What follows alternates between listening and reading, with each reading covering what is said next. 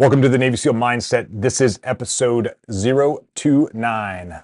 My name is William Branum. I'm a retired Navy SEAL sniper instructor and a bunch of other stuff. Entrepreneur, speaker, coach.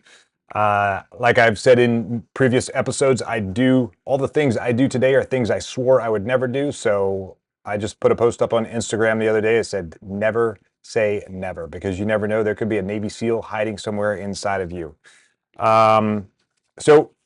For this episode, I've been remiss in my responsibilities of sharing the Navy SEAL mindset with you. And so here we are. We're back at it again, and we will not have any drops. I'll have a podcast for you every single week because that is my responsibility, and I failed in my responsibility. I was making excuses about life, pretty much exactly the opposite of what I ask all of you to not do. Don't make excuses. Don't come up with reasons to not do something. Find reasons to do something. And you are my reason to create this podcast. So hopefully you guys are getting some pretty epic information out of it, things that will change and influence your life for the positive. And if it influences your life for the negative, then stop listening and find someone else who can give you different information that will make your life positive. But if my podcast is making your life positive in any way, shape, or form, subscribe, like, all that good stuff that all the YouTubers do. And this does go up on YouTube, so like and subscribe and all that good stuff. I love that when my 11-year-old daughter tells me to like and subscribe when I'm talking about doing a podcast. She says, "Dad, don't forget to tell him to like and subscribe." So anyway, hope you guys are doing awesome. Again, my name is William Branum, retired Navy SEAL, and this is episode 029. I just rambled a whole bunch for almost 2 minutes, so here we go. Let's kick this thing off. So last week, one of the things that kind of got me started back into lit a fire to start doing podcasts again is I spoke at an event at what is it called? It was a Self-Storage Mastermind. I had no idea that this was an entire industry, everything from finance to realtors who specify in self-storage, to masterminds, to different communities who are promoting and building. There are people who focus specifically on making those self-storage facilities more efficient, so they have a greater ROI, better return on their investment. And so I just got to meet a room full of epic individuals, and I feel like I'm a better person because of everyone that I got to meet. And I'm looking forward to hosting many of them out in the SEAL Leadership Challenge in Temecula, California on February 18th. So if you guys are interested in the SEAL Leadership Challenge, go to sealleadershipchallenge.com. I think actually it's / something else. But anyway, we'll put a link in the show notes. And there will be future leadership challenges out in Temecula and potentially in Florida in the future at a buddy of mine's facility. And I'm also in talks to potentially build a facility somewhere in Texas. So centrally located, so pretty much anyone can go. But anyway, here we go. Back to the show. The whole reason for this podcast is, as I was in that mastermind, I recorded I was interviewed for 2 different podcasts in one day. So one was, very much in person in the, sort of the makeshift studio in the room that we were doing the mastermind in. And they set up cameras and microphones and all that good stuff. And the host was very well informed about me. He knew, really great questions to ask me. And so I just delivered whatever I needed to deliver. And then the guy who actually hosts the podcast, he has his own podcast. He was asking me about communications in the SEAL teams and how important that was. And I started laying it out, when you're in a gunfight, there's only 3 things that matter. You need to be able to shoot, you need to be able to move, and you need to be able to communicate. And those are the only 3 things that matter. It's like a triangle. If you think about a triangle, you have shooting on one side, moving on one side, and communication on one side. It's like this rolling triangle. Not one aspect of being in a gunfight, that shoot, move, or communicate is more important than the other. It's just which one is on top is the most important thing at that time. So communication is the top 3 things to do in a gunfight. So communication in pretty much anything you do is important. And this is a form of communication, me delivering my message to you. And when you receive it, you go and do something about it. So anyway, I did 2 podcasts. One of them, the second one was literally on the guy's, Doug is the guy's name, on his iPhone in the lobby of the hotel. where the mastermind event was happening. And I was like, you know what am I doing?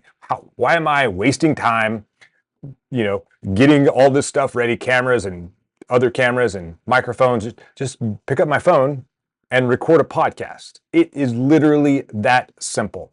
When you overthink things, you overanalyze this, you get this paralysis analysis thing, and you never actually deliver the message or the thing that you want to do. So stop screwing around. I was screwing around. I was not living up to my own message.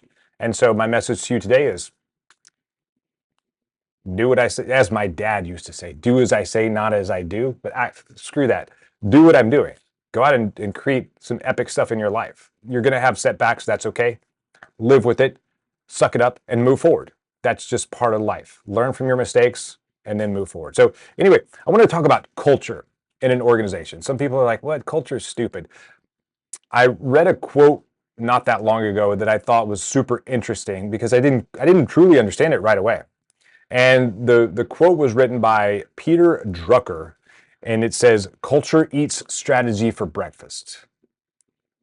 Culture eats strategy for breakfast.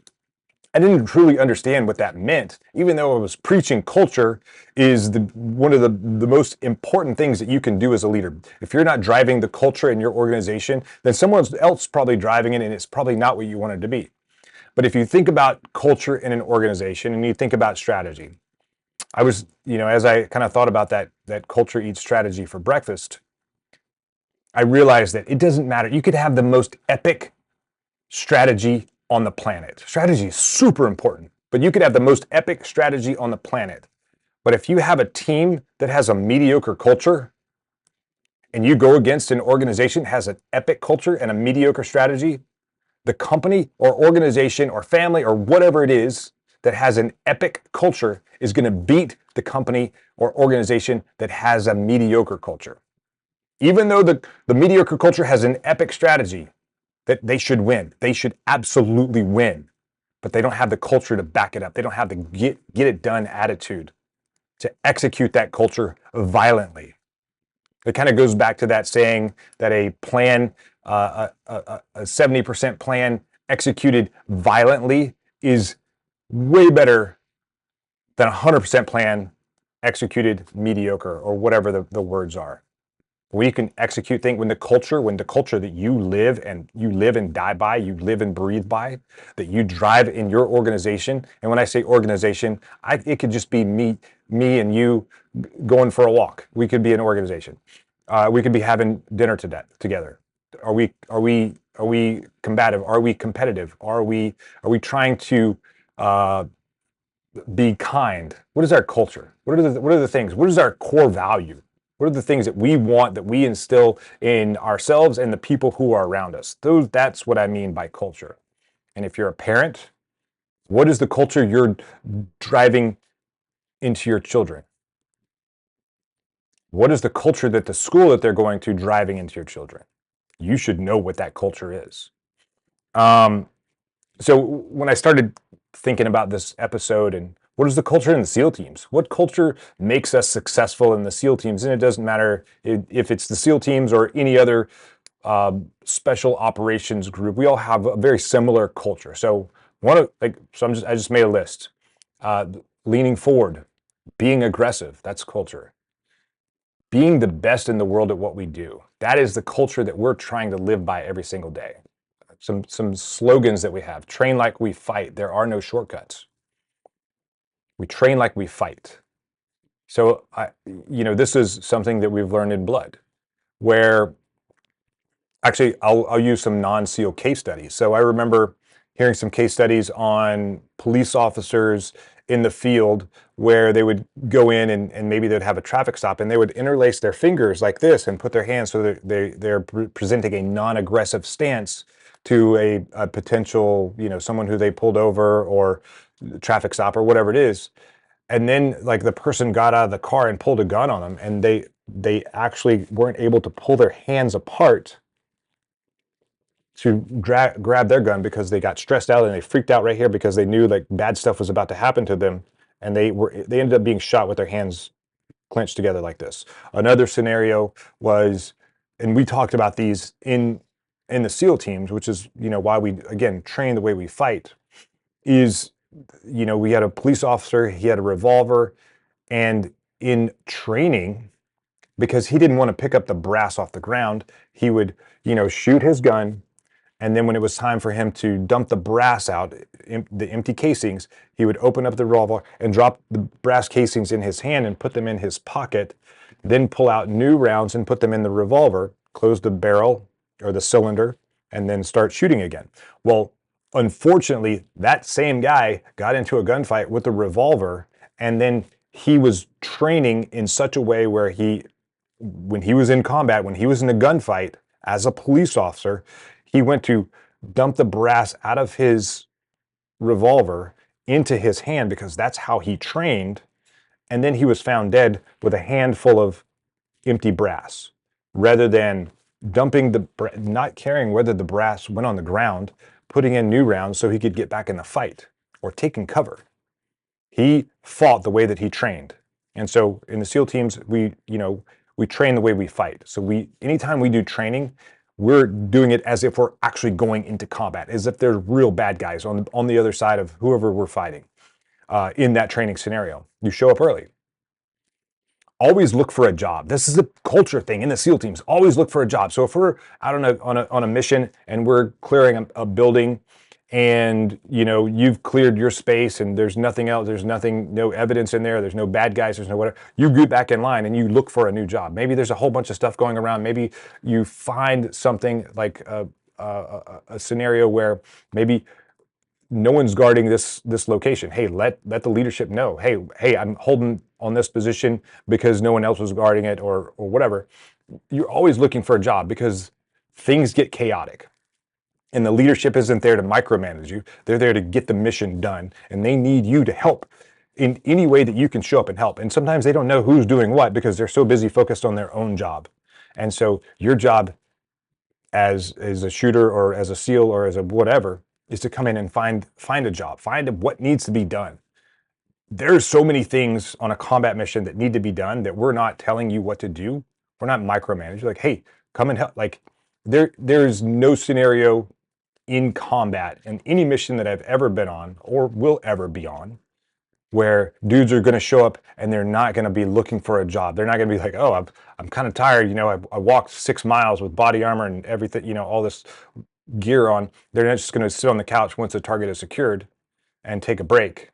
Maybe ask the people who own the house if we can have some tea or something. Although that does happen where, the guy who we came in to get while we're interrogating, his family actually makes chai tea and gives it to us. When I first started drinking that, I was like, oh my God, they're going to poison us. But the culture over there was, you're in my house, I'm going to take care of you, even though you're there to potentially take me to jail. So that was a super interesting, that's a different level of kind of culture. We're in there interrogating the man of the house, and then they're taking care of us while we're on target because we're in their house. That's culture. Super interesting. A different avenue of culture that I hadn't really thought about until right now.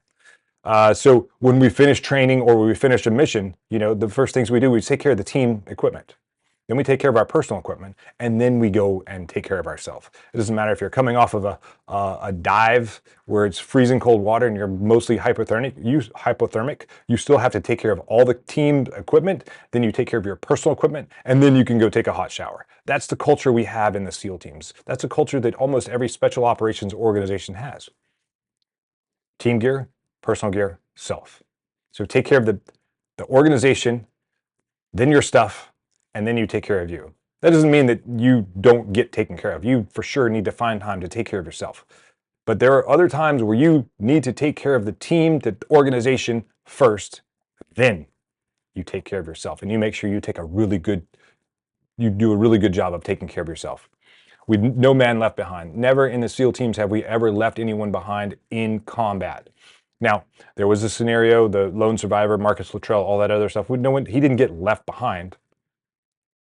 We actually sent 2 helicopters in to get him and his team. One of those helicopters got shot down. The other had to go, land not where they were going to get shot down because they did get shot at. And then we sent people in to go find Marcus. but we didn't leave him behind. We were like, oh, sorry, we're not going back there. We obviously went back there and rescued him. And there are other scenarios in Afghanistan where we had to go back in and get the people who had been shot or killed or whatever. So if you're in a leadership position and you're running an organization, and again, I see organization as a broad brush. It could be a group of friends. It could be an actual business that you run. It could be your family. You should always be leading your family, and you should always be driving the culture. You should be setting the standards in everything that you do. It doesn't matter if it's, again, if it's you're going to the grocery store. What are the standards that you set? If you go to the bathroom, this is one of the fun things about traveling and going to different events. Go to the bathroom, use the bathroom, wash my hands, and the bathroom sinks are a disaster. And I actually started doing this before I heard anyone else say it, but I've heard some other people out there talk about doing this. I'll be in the bathroom, wash my hands. I could be in the airport, it doesn't matter. And I'll take a handful of paper towels and then clean up all of the sinks and then throw that in the trash. All the water that's splashed all over the sinks where it just looks like a disaster. I clean up the sinks, then I wash my hands again, and then I throw all that paper towel in the trash. And people notice what you're doing. They see what you're doing. And especially if I'm the keynote speaker of an event and they see me come in and do it, they say something. They notice something. And then that creates a chain reaction where the next handful of times I go in the bathroom, the sinks are almost pristine. They don't look like a bunch of 7th grade dudes were just in there just like taking, splashing water in their pits and on their face because they forgot to put on deodorant. They leave it better than they found it. That's culture. So no matter what you're doing in any part of any organization you're in, if you're not driving the culture of that organization, it's probably going to be something that you don't want it to be. So you should be leading and you should be driving that culture every single day. Let's see if I have any other notes in here.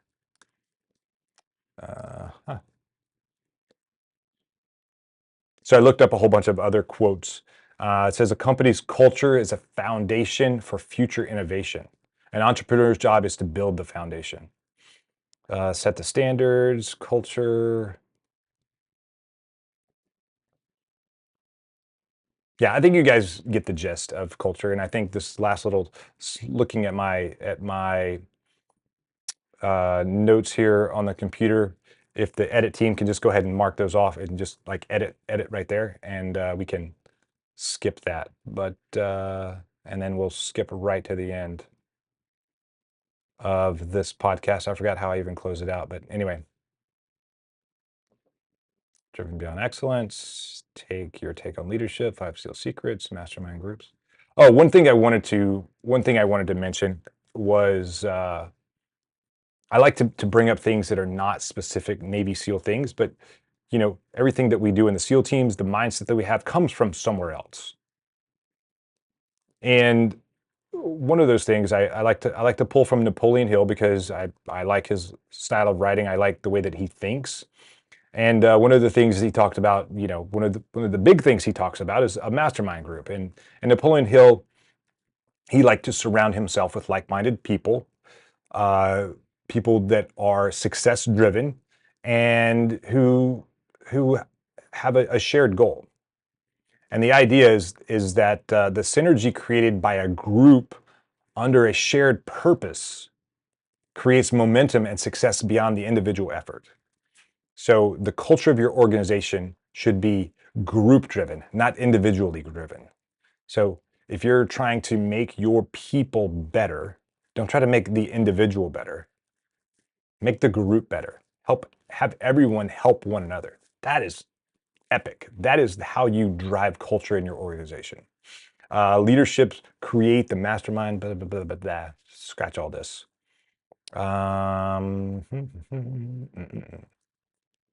Yeah, I think the last few minutes, just go ahead and scratch this. Their edit podcast team, and I'll just go ahead and close this out. So if you as the leader are not driving the culture in your organization, someone else is probably driving that culture, and it's probably not what you wanted to be.